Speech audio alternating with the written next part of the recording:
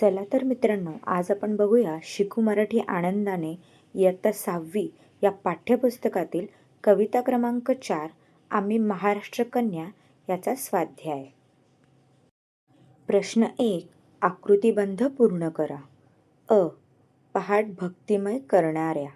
उत्तर आहे संत मुक्ताबाई, संत जनाबाई. दुसरं आ. स्वातंत्र्याची गीते शिकवणाऱ्या. उत्तर आहे जिजामाता व राणी लक्ष्मीबाई. लक्षात ठेवा, आकृतीचे जे प्रश्न आहेत त्यांना आकृती काढणं हे अनिवार्य आहे व आकृती काढण्यासाठी तुम्हाला पेनाचाच वापर करायचा आहे. पुढील प्रश्न आहे प्रश्न दुसरा. एका वाक्यात उत्तरे लिहा. पहिलं आहे, कवितेत आलेल्या पर्वताचे नाव काय आहे? उत्तर, कवितेत आलेल्या पर्वताचे नाव सह्याद्री आहे. 2. कवितेत कोणत्या शिखराचे नाव आले आहे? उत्तर, कवितेत कळसूबाई या शिखराचे नाव आले आहे. 3. कवितेत कोणत्या नद्यांची नावे आलेली आहेत? उत्तर, कवितेत कृष्णा नदी, भीमा नदी व गोदावरी नदी यांची नावे आलेली आहेत. पुढचा प्रश्न आहे प्रश्न 3. कवितेतील खालील ओळींचा अर्थ तुमच्या शब्दात लिहा. 1. अवघ्या भारताची सेवा बाणा आमुचा मराठी, प्राण तळ हातावरी, सर्वांसाठी देशासाठी. उत्तर, संपूर्ण भारताची सेवा करणे हा मराठी लोकांचा स्वभाव आहे. गरज पडल्यास आपल्या जीवाचीही पर्वा न करता सर्व देशासाठी व लोकांच्या फायद्यासाठी स्वतःचा जीवही धोक्यात घालून सर्वांचे रक्षण करू. पुढील प्रश्न आहे प्रश्न 4 अ. खालील ओळी इतिहासातील कोणत्या व्यक्तींच्या पराक्रमाची आठवण करून देतात? प्रश्न आहे, करू हातांची ही ढाल, बाळ बांधून या पाठी. उत्तर, झाशीची राणी लक्ष्मीबाई यांच्या पराक्रमाची आठवण यावरील ओळी करून देतात. पुढील आहे आ. आपणा सर्वांना अभिमान वाटेल अशा कोणकोणत्या व्यक्तींचा आणि ठिकाणांचा उल्लेख या कवितेत आहे? अभिमान वाटेल अशा व्यक्ती व ठिकाणे या उत्तरामध्ये लिहायची आहेत. उत्तर आहे अभिमान वाटेल अशा व्यक्ती. सर्वप्रथम आपण व्यक्ती लिहूया. संत मुक्ताबाई, संत जनाबाई, जिजामाता व राणी लक्ष्मीबाई या अभिमान वाटतील अशा व्यक्तींची नावे आहेत. व अभिमान वाटेल अशी ठिकाणे पुढीलप्रमाणे आहेत. सह्याद्रीचा कडा, कळसूबाईचे शिखर, कृष्णा, भीमा व गोदावरी नदी. अशा प्रकारे याचं उत्तर आहे. प्रश्न 5. खालील अर्थाच्या कवितेतील ओळी सांगा. आम्हाला आमची माय मराठी भूमी खूप आवडते. याचं उत्तर आहे स्वर्गाहुनीही आम्हाला माया मराठी भूमीची. पुढील व्याकरण विभागात प्रश्न आहे प्रश्न 1. खालील शब्दांचा आकार विल्हे वर्णमालेनुसार क्रम लावा. वर्णमालेनुसार याचा अर्थ अल्फाबेटिकल ऑर्डरमध्ये तुम्हाला लावायचा आहे.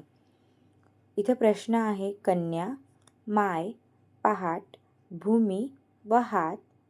तर उत्तर अशा प्रकारे आहेत कन्या, पहाट, भूमी, माय आणि हात.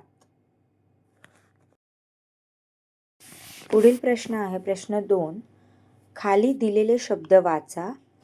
पुल्लिंग, स्त्रीलिंग व नपुंसकलिंग यामध्ये शब्दांचे वर्गीकरण करून वहीत लिहा. इथे तुम्हाला शब्द दिलेले आहेत आणि त्यानंतर डायरेक्ट वर्गीकरण करून मी इथे लिहिलेलं आहे. पुल्लिंग. पुल्लिंग म्हणजे काय की ज्या शब्दातून पुरुष जातीचा बोध होतो म्हणजे पुल्लिंग. स्त्रीलिंग म्हणजे जे शब्द ऐकल्यावर स्त्री जातीचा बोध होतो ते स्त्रीलिंग. व नपुंसकलिंग म्हणजे ज्या शब्दातून तो शब्द स्त्री जातीचा आहे की पुरुष जातीचा आहे हे समजत नाही म्हणजे नपुंसकलिंग. इथे पुल्लिंगमध्ये पुढील प्रकारे नावे आहेत. मुलगा, पक्षी, चेंडू, कुत्रा, मित्र, वाघ, बैल, फुगा व मोर. स्त्रीलिंगमध्ये शाळा, मुलगी, गाय, शिक्षिका, खुर्ची व पिशवी. नपुंसकलिंग, ज्यातून लिंग कोणतं आहे ते कळत नाही. पुस्तक, शिक्षक, बाळ, घर, विमान व गाव. आहे नाम, सर्वनाम, विशेषण व क्रियापदांचा तक्ता. प्रश्न आहे, खाली दिलेले शब्द वाचा, समजून घ्या. नाम, सर्वनाम, विशेषण व क्रियापद यामध्ये वर्गीकरण करून तक्ता तयार करा. तर नाम म्हणजे कुठल्या पण व्यक्तीचं नाव. सर्वनाम म्हणजे काय की नामाऐवजी वापरले गेलेला शब्द, त्याला सर्वनाम म्हणतात. विशेषण, विशेषण म्हणजे एखाद्या गोष्टीबद्दल विशेष माहिती देणे, तिचा गुण सांगणे. आणि क्रियापद म्हणजे ज्या शब्दातून क्रिया पूर्ण होते असा बोध होतो त्याला क्रियापद म्हणतात. तर आता आपण या शब्दांचं वर्गीकरण करूया. मी इथे तुम्हाला वर्गीकरण करून दिलेले आहे. नामामध्ये येणारे शब्द हिमालय, गोदावरी, कळसुबाई व सरिता. सर्वनामात येणारे शब्द त्याला, माझा, मला, आम्हाला. विशेषण सुंदर, गुबगुबीत, रंगीबेरंगी, आंबट, चविष्ट, रसरशीत व निळेशार. क्रियापदे आहेत होता, पळतो, चालतो, वागतो व आठवतो. व्याकरणातील भाग. समानार्थी शब्द लिहा. समानार्थी म्हणजे समान अर्थाचे शब्द. पहिला आहे मायभूमी, समानार्थी शब्द मातृभूमी. दुसरा आहे सेवा, समानार्थी शब्द आहे मदत किंवा कार्य. तिसरा आहे प्राण, समानार्थी शब्द आहे जीव. चौथा आहे स्वर्ग, समानार्थी शब्द आहे देवलोक. पाचवा आहे मराठी, समानार्थी शब्द आहे मातृभाषा. सहावा आहे माहेर, समानार्थी शब्द आहे जन्मगाव. सातवा आहे बाणा, समानार्थी शब्द आहे स्वभाव. पुढे आहे विरुद्धार्थी शब्द. पहिला आहे स्वर्ग, विरुद्धार्थी शब्द नरक किंवा नर्क. दुसरा आहे काळा, विरुद्धार्थी शब्द पांढरा. तिसरा आहे पहाट, विरुद्धार्थी शब्द रात्र. चौथा आहे सेवा, विरुद्धार्थी शब्द अपकार. पाचवा आहे देश, विरुद्धार्थी शब्द विदेश. प्रश्न आहे क, वाक्प्रचाराचा अर्थ सांगून वाक्यात उपयोग करा.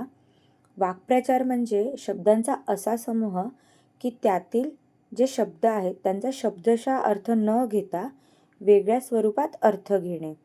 पहिला आहे प्राण तळहातावरी. याचा अर्थ आहे की प्राणाची पर्वा न करणे. आणि याचं वाक्य आपण लिहिलेलं आहे, आपल्या भविष्यासाठी विद्यार्थ्यांनी आपले प्राण तळहातावरी घेतले आहेत. दुसरं हाताची ढाल करणे. याचं अर्थ आहे शस्त्राशिवाय लढणे. वाक्य आहे गरज पडल्यास सैनिक हातांचीही ढाल करतात. तर मित्रांनो, इथे आपलं कविता क्रमांक 4 आम्ही महाराष्ट्र कन्या याचे प्रश्न उत्तरं व एक्स्ट्रा प्रश्न कंप्लीट झालेले आहेत. तुम्हाला व्हिडिओ कसा वाटला हे नक्की कमेंट करून कळवा. Thank you for watching.